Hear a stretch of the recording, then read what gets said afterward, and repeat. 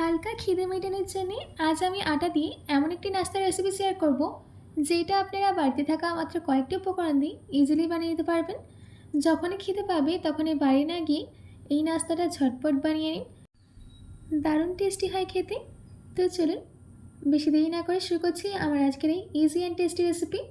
নমস্কার, আমি Pinu, cook with পিনুতে আপনাদের সবাইকে স্বাগত। এই নাস্তাটা বানানোর জন্য সবার প্রথমে আমি একটা সিম্পল স্টাফিং রেডি করে নেব।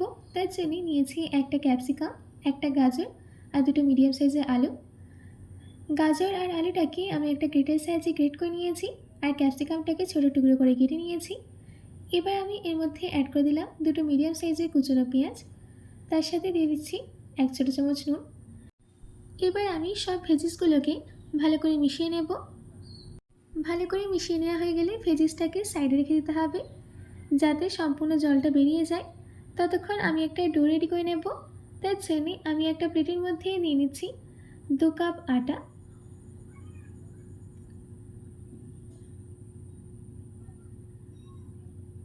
দিচ্ছি 1 ছোটো চামচ নুন।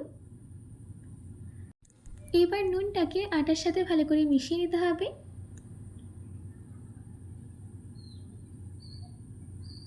আমাদের এখানে ভালো করে মিশিয়ে নেওয়া হয়ে গেছে। এবার অল্প অল্প জল দিয়ে মেখে এটা একটা সফট ডো রেডি করে নেব। আমি যেই নাস্তাটা আপনাদের সাথে শেয়ার করছি সেই নাস্তাটাকে আপনারা একদম সিম্পল ওয়েতে বানিয়ে নিতে পারবেন যেরকম আমি বানাচ্ছি। দেখুন আমাদের এখানে ডোটা কিন্তু একদম রেডি। এবার আমি ডোটাকে ঢাকা দিয়ে 15 মিনিটের জন্য রেস্টে রেখে দেব। এইদিকে আমাদের ভেজিস জল ছেড়ে দিয়েছি। এবার এই ভেজিসকে হাতের সাহায্যে স্কুইজ করে জল বের করে নিচ্ছি আর একটা বোলের মধ্যে রেখে দিচ্ছি। এই একইভাবে সম্পূর্ণ ভেজিস থেকে জলটা বের করে নিতে হবে। দেখুন আমাদের এখানে ভেজিস থেকে জল বের করে নেওয়া হয়ে গেছে। এবার আমি এর মধ্যে অ্যাড করে দিচ্ছি 1/2 ছোটো চামচ গোলমরিচ গুঁড়ো, 1/2 ছোটো চামচ গরম মশলা গুঁড়ো। এবার এই সব কিছুকে ভালো করে মিশিয়ে নিতে হবে। আপনারা দেখতেই পারলেন যে আমাদের স্টাফিংটা কিন্তু একদম রেডি। আর স্টাফিংয়ের মধ্যে কিন্তু আমরা এক্সট্রা কিছু অ্যাড করিনি, একদম সিম্পল স্টাফিং আমরা রেডি করে নিয়েছি। এবার আমি এই স্টাফিংটাকে সাইডে রেখে দিয়ে একটা স্ল্যারি রেডি করে নেব। তার জন্যে একটা বোলের মধ্যে দিয়ে দিচ্ছি 5 চামচ ময়দা,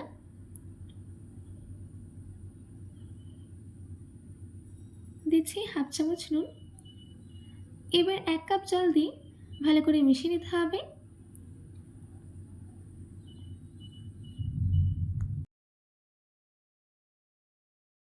দেখুন আমাদের এখানে ময়দা স্লারিটা কিন্তু একদম রেডি হয়ে গেছে, একদম পারফেক্ট কনসিস্টেন্সি হয়েছে।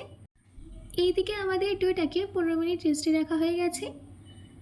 ঢাকাটাকে খুলে আমি 1 মিনিটের জন্য এই ডোটাকে মেখে নিচ্ছি। ডোটাকে 1 মিনিটের জন্য মেখে নেওয়া হয়ে গেলে রুটির থেকে একটু বড় সাইজের লেচি কেটে নিতে হবে।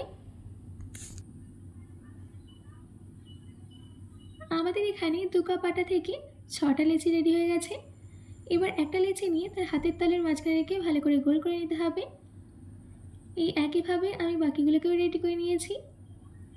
এবার আমি এগুলোকে বেলে নেব।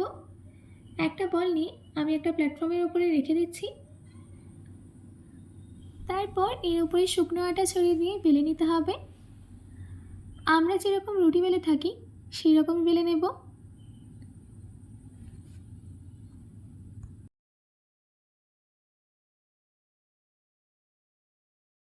দেখুন আমাদের এখানে বেলে নেওয়া হয়ে গেছে।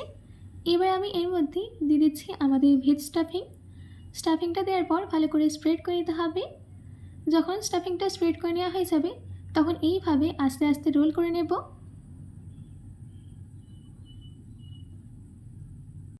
রোল করে নেওয়া হয়ে গেলে লাস্টের পোর্শনটা ভালো করে প্রেস করে নিতে হবে যাতে খুলে না যায়। এবার একটা ছিদ্রযুক্ত থালা নিয়ে তার মধ্যে তেল গ্রিস করে নিচ্ছি। থালার গায়ে তেল গ্রিস করে নেওয়া হয়ে গেলে এই রোলগুলোকে রেখে দিতে হবে। এবার আমি এগুলোকে স্টিম করে নেব। তার জন্যে আমি কড়াইতে আগে থেকে জল গরম করতে দিয়েছিলাম। আমাদের এখানে জলটা কিন্তু ফুটে এসছে। এবার এই থালাটাকে কড়াইয়ের উপরে রেখে দিতে হবে। তারপর ঢাকা দিয়ে 10 মিনিটের জন্য স্টিম হতে দেব। 10 মিনিট বাদ ফিরে আসছি। আমাদের এখানে 10 মিনিট হয়ে গেছে। এবার আমি থালাটাকে নামিয়ে এই রোলগুলোকে সম্পূর্ণ ঠান্ডা হতে দেব। যখন রোলগুলো সম্পূর্ণ ঠান্ডা হয়ে যাবে তখন এগুলোকে কেটে নিতে হবে। আপনারা চাইলে এই নাস্তাটাকে স্টিম করেই খেতে পারেন, কিন্তু আমি এই নাস্তার টেস্টটা আরও বাড়ানোর জন্য হালকা ফ্রাই করে নেব।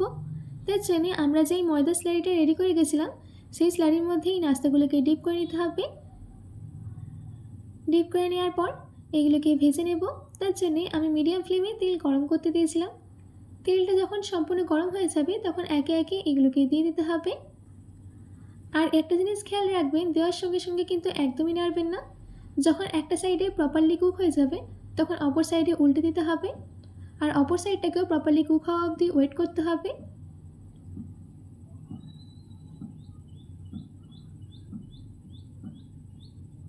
দেখুন, আমাদের এখানে কিন্তু নাস্তার মধ্যে একটা সুন্দর কালার কিন্তু চলে এসছে, আর একদম ক্রিস্পি করে কিন্তু আমি ভেজে নিয়েছি। এবার আমি এগুলোকে তেল থেকে তুলে নিয়ে একটা প্লেটে নামিয়ে নিচ্ছি। এই একইভাবে আমি বাকিগুলোকেও রেডি করে নেব। দেখুন, আমাদের এখানে সব নাস্তাগুলো কিন্তু একদম রেডি। টমেটো কেচাপের সাথে আমি কিন্তু সার্ভ করে নিয়েছি। আপনারা চাইলে এটাকে সন্ধ্যায় চায়ের সাথে কিংবা বাচ্চাদের টিফিনেও দিতে পারেন। আশা করছি আমার আজকের এই আটা দিয়ে ইজি অ্যান্ড টেস্টি নাস্তার রেসিপি আপনাদের খুবই ভালো লেগেছে। বাড়িতে এটি অবশ্যই ট্রাই করবেন ও কমেন্ট বক্সে কমেন্ট করে জানাতে একদম ভুলবেন না। তো আজকের মতো এইটুকু, আবার দেখা হচ্ছে অন্য কোনো রেসিপি নিয়ে। ভালো থাকবেন, সুস্থ থাকবেন।